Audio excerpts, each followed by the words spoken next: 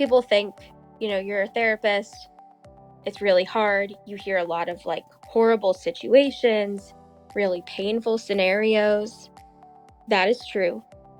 But there is also a really precious side to this field that we don't always acknowledge, or if you're not in the field, you don't realize that this is something that you have, is you get an opportunity to hear some of the most joyful moments of someone's life.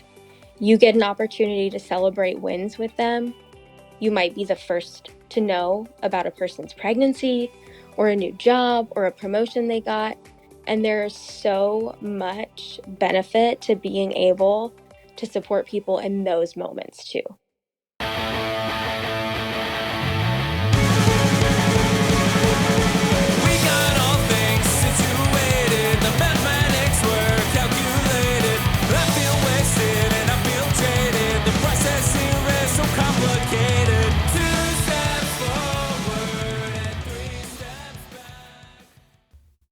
Before we begin today's episode, I want to make an important disclosure.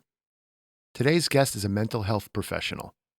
Due to the nature of this conversation, we will be discussing topics related to mental health, which may include sensitive or potentially triggering themes such as self-harm, depression, and suicide. We understand that these discussions can be difficult, and we encourage you to take care of yourself while listening. If you are struggling with your mental health, please know that you don't have to go through this alone. Help is available. If you're experiencing suicidal thoughts, you can call or text 988 to reach out to the National Suicide and Crisis Lifeline for free, confidential support. For immediate crises or emergencies, please call 911 or go to your nearest emergency room. Please take care. Hey all, it's Tony Volpicello and welcome to the Career Jigsaw podcast. Today's guest I've known her entire life, literally. Her name is Leanne, and she's a mental health therapist working with kids, teens, and young adults.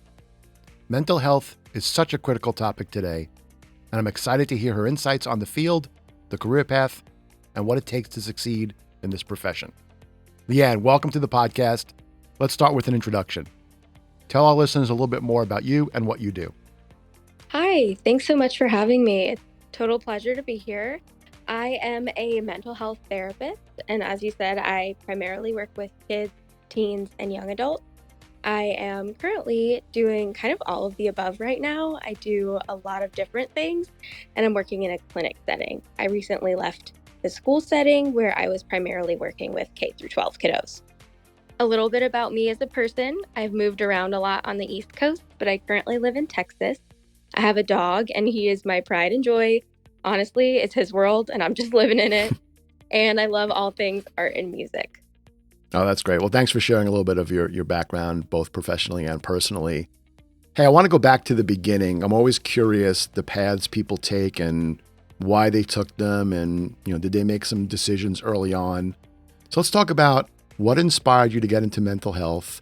Was it always your plan? Or for some, like myself, did you stumble into it? Yeah, I kind of went back and forth a little bit. So I always knew from a young age that I had an interest in being a helping professional, and I knew that I really liked mental health, was interested in it. I also really liked working with kids and the education setting.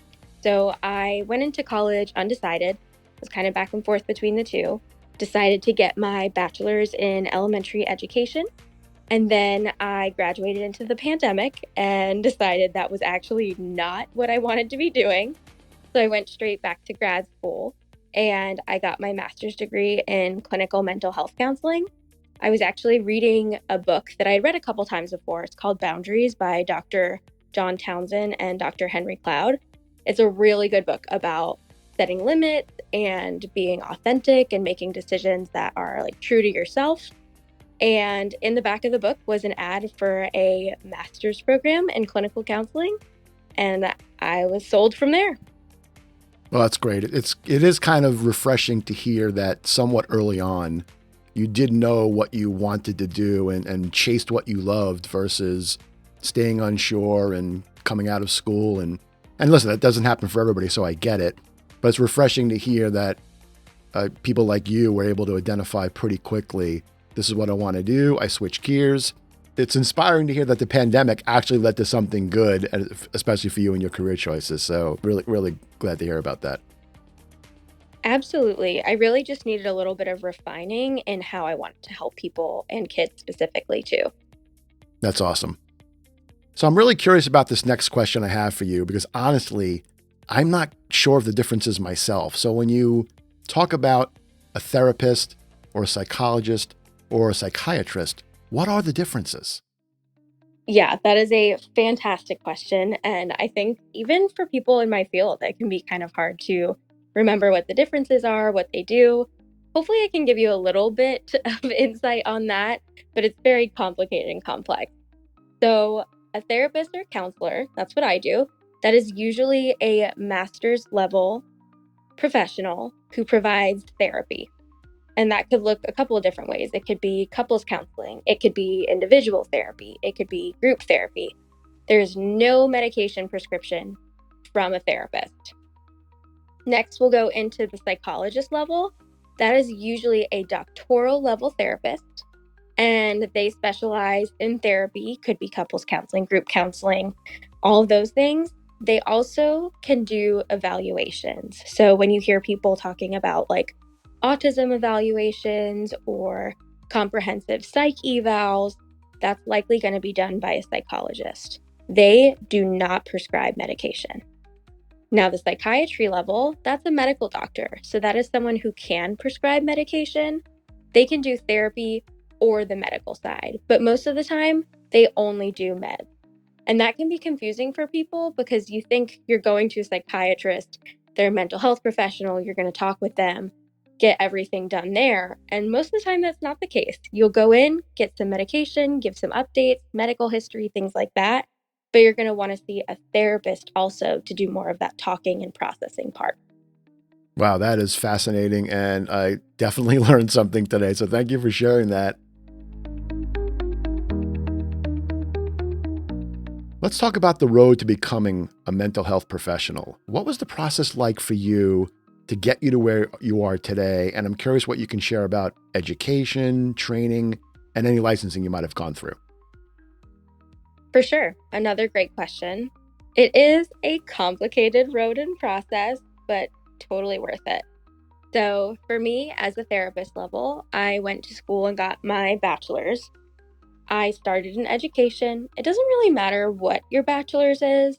I think it helps to be in like a human services field. Then I went to get my master's degree, and that was in clinical mental health counseling. Some people do the master's, some people do a joint master's and doctoral. Really just depends on your preferences. Once you're in your graduate level degree, you're going to do all of your coursework.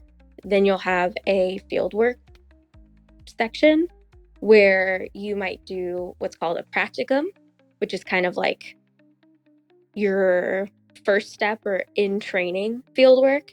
And then you'll do an internship, which is more of the intensive requirements, more similar to what you would look like in the field doing the actual job. And then after that, you would take your licensing exams, you'll graduate, and then you'll apply for your state licensure. State licensure is different for every single state, so it depends on where you live and what that looks like. Everyone will have to go through what's called a provisional license period. That's what I'm in right now. In my state, it's called Licensed Professional Counselor Associate, and I'm able to practice, but I still need to have somebody who supervises me. So I have what's called a clinical supervisor. It doesn't have to be the person who oversees me at my job, it could be anyone with that credential. And you work with them usually about 2 years for a certain amount of hours. So in Texas, it's 3,000 hours that you get under training, and then you can apply for your full licensure. So I have a follow-up question for you. I'm curious. So far, how many years have you invested in your education, training, and licensing to this point? I did 4 years in my bachelor's, 2 in my master's, and then 3 as provisional license, and I should finish up hopefully within the next year. I've taken things a little bit slower to have more of a work life balance. I've also moved around a bit, so that makes for some complications in licensing between states. So I would say total a little under 10 years. Okay, that's Right. what I thought, and I asked for a reason because I was curious. So that could be overwhelming to someone at the beginning of this process to think 10 years down the road. So I'm curious, was there any point in time when it did seem overwhelming? And the reason I'm asking is I'm curious if you have any advice for the audience on the length of the process. Yeah, actually saying out loud that it has taken me 10 years to get to where I am is kind of crazy. It does not feel like it's been 10 years, especially because I got my bachelor's degree in something that was not specifically counseling, it was adjacent, human services. And then the master's program definitely felt very intense and like a long time. But I would say overall, it has not felt like 10 years. And that sounds so daunting when we talk about it like together. I think it could be overwhelming to think, oh my gosh, how am I going to get all of this education and training and then to finally get to the point where I can practice feels so impossible. But I will say, while you're in grad school and while you're in school, you can work in the field in similar ways. So it's not that you start school and then it takes 10 years to have a salary or to feel like you're working in the field or feel like you're doing meaningful work. It just looks different than it would if you're practicing as an independently licensed therapist. There were a couple of times where I definitely felt like, oh my gosh, am I going to be able to get to that point? And I questioned it for sure. But I had really great colleagues and mentors and leaders that poured into me and reminded me that when I got to that point, it was going to be worth it. And it so has. And I've gotten to explore a lot of different sides of this field throughout my 10 years that have helped me realize this is exactly where I want to be. So I heard three things that kind of caught my attention. First, believe it or not, it sounded like the last 10 years flew by. Yeah. Second, it sounded like what made it, I guess, easier is you were working while educating and training and going through all the hurdles you had to go through at the same time, which provided some balance. And then third, just having that support system around you of friends and colleagues to be able to kind of lean on and push you through when you needed to be pushed through was helpful. Absolutely. So as I've mentioned before, I've known you literally forever for you, but your career is still evolving. I'm curious, what's the most valuable thing you've learned so far in your career journey? Yeah, I've learned a lot of really valuable things, but the one thing that has prepared me best for this field, has prepared me best as a therapist, is learning how to talk about suicidal thoughts with people. I think that's a topic that feels very daunting and even terrifying for people, even for professionals in this field who have been in the field for years. They still get nervous and afraid to talk about it with people. People are afraid to bring it up because sometimes people really mishandle such precious information like that.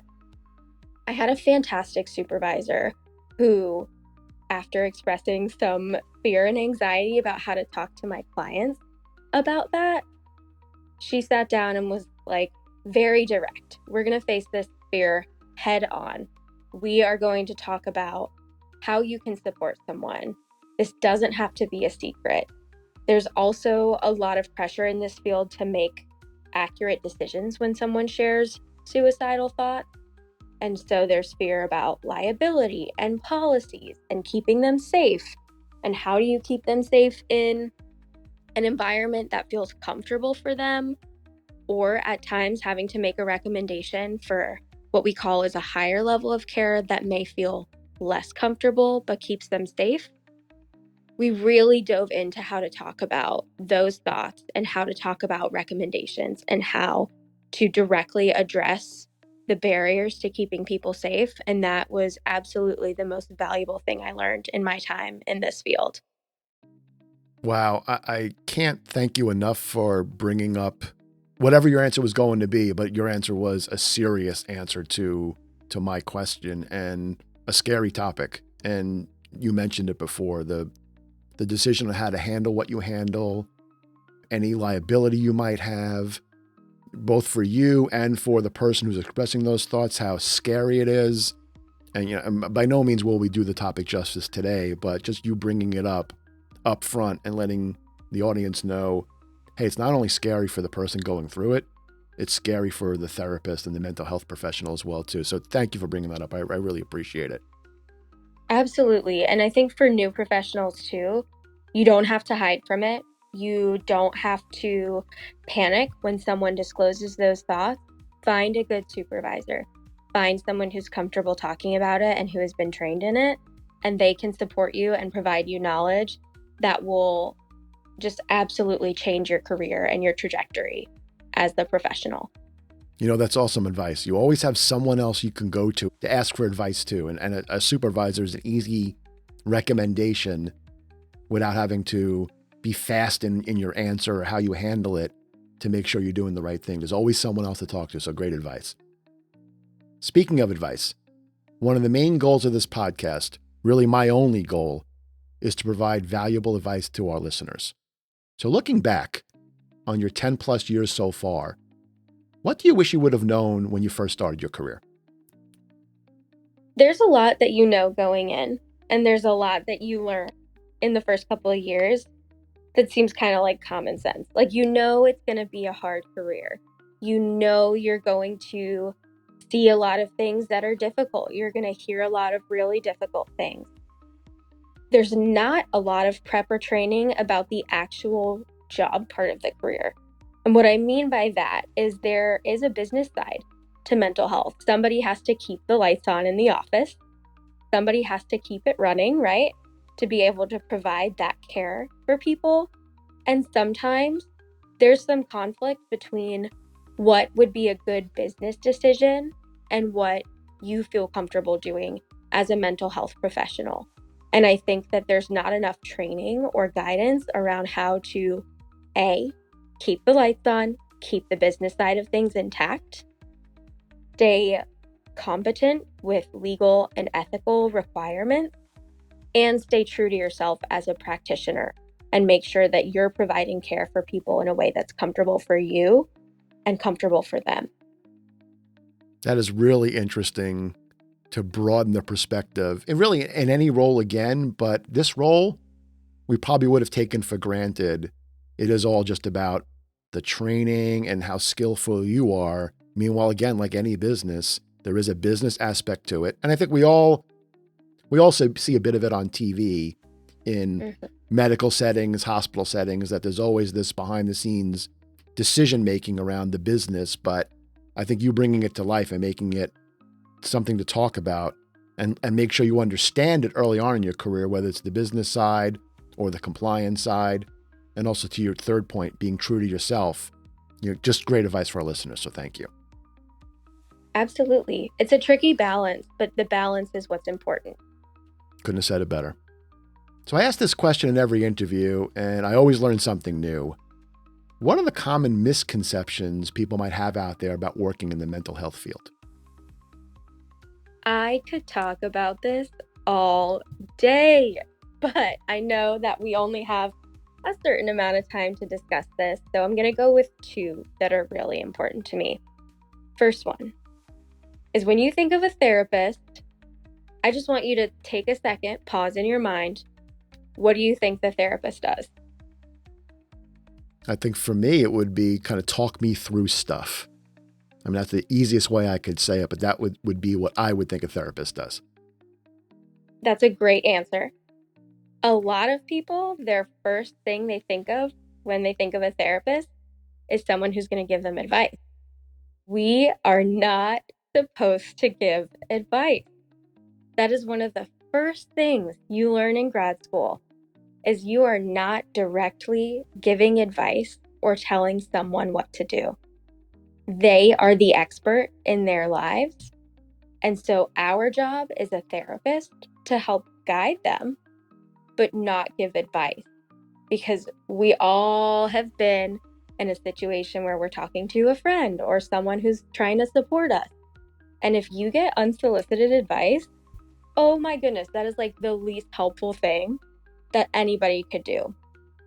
Our job as therapists are really to ask really good questions. I always tell people I'm a great question asker. If you need me to rephrase something, I can do it because I want to pull the information from you. You likely already know what you need to do in a tough situation. You likely know, based on your values and what's important to you, what will be helpful. It's my job to help you realize what that is and how to feel comfortable doing that. Another like simple metaphor I can think of that is if you are learning how to do something new, you can watch someone do it. And sure, that might be helpful. But if you are hands on learning, you're going to do it way better that way. So, I, as a therapist, can tell you what I think would be a good idea or effective or important, but it's way more meaningful for you to identify what that is and do it on your own. Love it. I think the way you just described it to me, it clicked in my head. You know, and I immediately thought of teaching someone to fish versus giving them fish and that Yep. analogy. But I think that you described it for me and really brought it to life. So thank you for that. Great. And then the second thing that I wanted to touch on is people think, you're a therapist, it's really hard. You hear a lot of like horrible situations, really painful scenarios. That is true. But there is also a really precious side to this field that we don't always acknowledge, or if you're not in the field, you don't realize that this is something that you have, is you get an opportunity to hear some of the most joyful moments of someone's life. You get an opportunity to celebrate wins with them.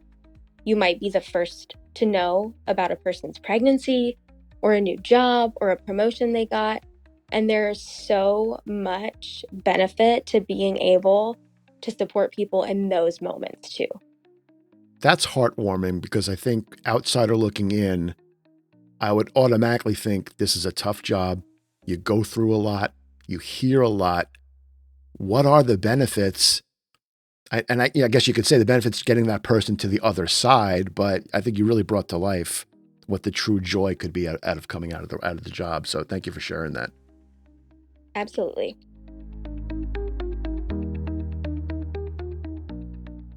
Let's talk a little bit about the job itself. You know, every job, including yours, my old jobs, they all had an official job description. But then there's the what does it take to really be successful? So, what skills or qualities do you think are most important for a mental health professional? These ones probably sound pretty obvious, but that's going to be your compassion and empathy. We need to be people who can be open minded. Everybody has different experiences, different values. So we want to be able to show that we care and that we can accept when people have different values or different thinking processes than we do. Another thing is curiosity. You need to ask questions. You need to help people identify what's important to them and how they can move through their life and their journey. So you've got to be able to ask questions, rephrase them, communicate. And then the last one, which I think is kind of surprising for people, is being able to say no, being able to be direct. The only way you can be successful in this field is if you set boundaries. There is a lot of opportunity to take work home with you, to worry about the person who might be sitting in front of you all day, every day. And if I were to do that, I wouldn't be an effective therapist. I would be so caught up and consumed with my work all the time that I wouldn't get a break. I wouldn't be able to show up in a way that's authentic and helpful for my clients. I would be totally burnt out. And so you have to know where your limits are and you have to be direct about them at times. Let's shift gears a little bit and talk about the hiring process. I'm curious if you know of a typical interview question in your field that's used that might surprise someone outside of your field. Yeah, and this kind of ties into what we just talked about with being able to set boundaries and take care of yourself. An interview question we get a lot as therapists is, how do you take care of yourself? What does your self-care routine look like? What are your normal self-care activities? You want to make sure when you're in the hiring position or the hiring role that the person you bring on to help other people knows how to help themselves, knows how to take care of themselves. It is so important for therapists and any mental health professional to be able to separate their work, come home, identify how they're feeling, figure out what's going to help them. If you are not taking care of yourself, if you don't have a self-care routine, if you don't set boundaries, you're not going to be able to show up and be the best version of yourself as a professional. And a lot of the people in leadership roles in this field know that. So we want to know, how do you take care of yourself? Do you? Can you help other people do that?